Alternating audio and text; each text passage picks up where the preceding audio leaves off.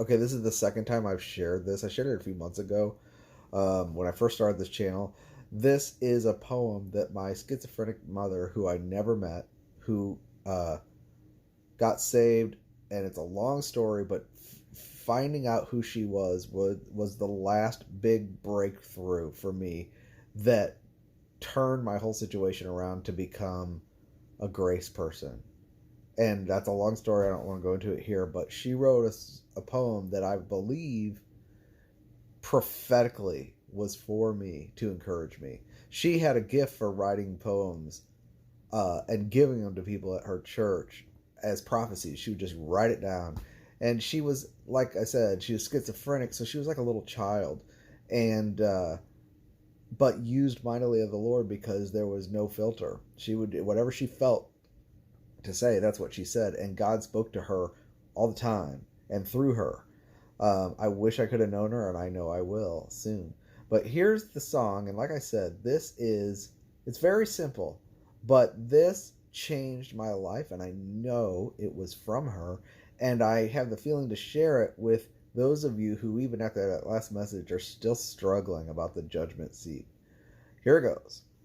He simply could not win the race, and to friends he brought disgrace. But there was one above them all who brought him infinite grace.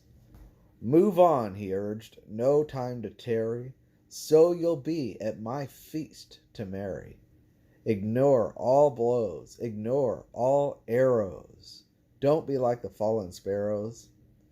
So it came, the man finished last, sobbing over his lot.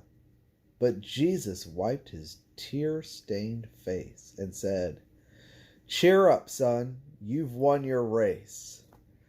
That to me was beautiful. And yes, it is a prophetic thing for my life that is so accurate up until the point where I read it. That was the story of my Christian life. And it was the fear of the judgment seat. And it was knowing that I would come in last and I'd be sobbing. I figured I'd be sobbing at the judgment seat and then the Lord would wipe my tears away. That is true, that he will wipe tears away. But here he said, cheer up, son, you've won your race. Wouldn't that be a surprise? And why is that? Because we thought we were racing against other people.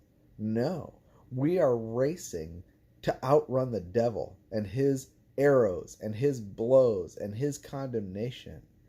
And our struggle to overcome by the word of our testimony, by the blood of the Lamb, and come into the full assurance of faith is a mighty fight, a mighty race before the Lord that the angels inquire into. They can see it. We think it's worthless, but the Lord is going to say, you've won your race. You're not racing against other people. You're racing against all the fears that have plagued you to bring your heart into rest. And you know what? When you rest, you'll have won the race. Don't believe me? Ask the Lord about it. Take care.